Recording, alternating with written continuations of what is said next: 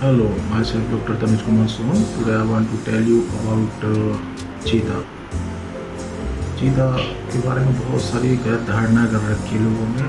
आजकल के चीता मतलब कोई भी जानवर होता है, बाघ हो रहा है तो चीता कह देते हैं, तेंदुआ आता है तो चीता कह देते हैं। और सही बात तो ये है कि चीता आज से बहुत टाइम पहले लुप्त हो चुका है भारत से। एशियाटिक चीता कहते थे उसको। एशिया में बहुत पूरे मतलब almost all part of the India में पाया जाता था।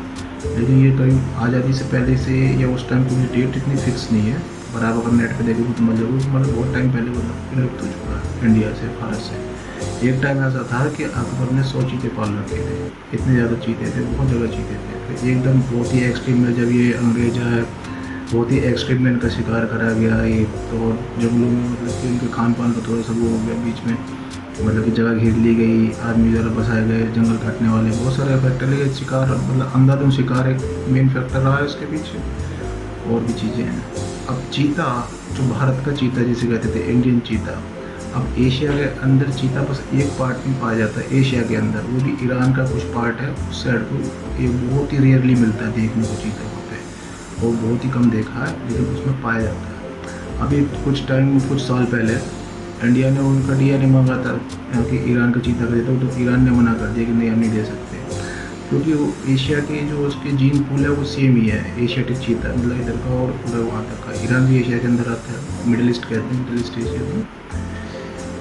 ओके, अब चक्कर क्या पड़ता है कि चीता को भाई आम आदमी कहते तो चलो ठीक है, चलता है। मैंने बहुत बार देखा कि न्यूज़ के अंदर भी क्या बोलते हैं, तेंदुआ आ रहा है तो उसको चीता कह देते हैं। बहुत ही गलत चीज़ है। उसमें कम से कम उनको तो नॉलेज होनी चाहिए कि चीता इंडिया के अंदर लुप्त हो गया, आप रिपोर्टर किस चीज़ की हो, है ना। 2-4 बार गलतियाँ मैंने देखी है ऐसे करने, बाकी नहीं। क्योंकि जो ज़्यादातर जो ये होता है इंडिया के अंदर, भारत के अंदर सबसे ज़्यादा तेंदुआ मिलता है, तेंदुआ पाया जाता है हर जगह पे। और तेंदुआ को लोग चीता भी कह देते हैं उसमें, लेकिन चीता नहीं है भारत के अंदर, इंडिया से लुप्त हो चुका बोलते हैं।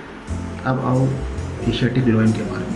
एशियाटिक लॉयन जो है मतलब कि भारतीय लॉयन भी कह सकते, पूरे टाइम पूरे आप समझ लो कि एशिया से लेकर यूरोप तक पाया जाता था एक टाइम पर। लेकिन अब ये पूरा गिर गिर के बस एक पार्ट में मतलब कि इकट्ठे रहते हैं। और उसको वो भारत के अंदर है, उसको बोलते हैं गिर फॉरेस्ट, जो कि गुजरात में है।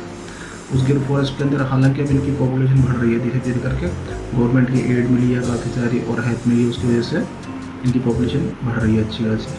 लेकिन पहले बहुत टाइम तक पूरे भारत के अंदर मिलते थे चीता, ऊपर मिलते थे, मतलब वहाँ से एशिया से लुप्त हो गए तो भारत के अंदर तो बहुत ही मिलते थे। सॉरी, चीता के रूप में लॉयन।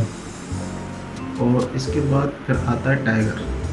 टाइगर में भी बहुत सारी कंफ्यूजन होती है, भाई सबसे बड़ा जानवर कौन सा है, ऐसे कह देते हैं कि अब इंडिया के अंदर जो मिलता है उसको हम कहते हैं रॉयल बंगाल टाइगर। और रशिया के अंदर भी टाइगर कहते हैं, वो टाइगर मिलता है जिसे हम कहते हैं साइबेरियन टाइगर। ऐसे छोटे मोटे टाइगर से इंडोनेशिया में मिलता है, चाइना में कुछ पार्ट में मिलता है, इस साइड मिलता है। लेकिन उनमें सबसे बड़ा होता है साइबेरियन टाइगर, जो कि बर्फीला टाइगर होता है, सबसे बड़ा होता है। इस थोड़ा सा छोटा मान लो ये अपना इंडियन रॉयल बंगाल टाइगर होता है। अब आइए जी, इसके बाद तेंदुआ की।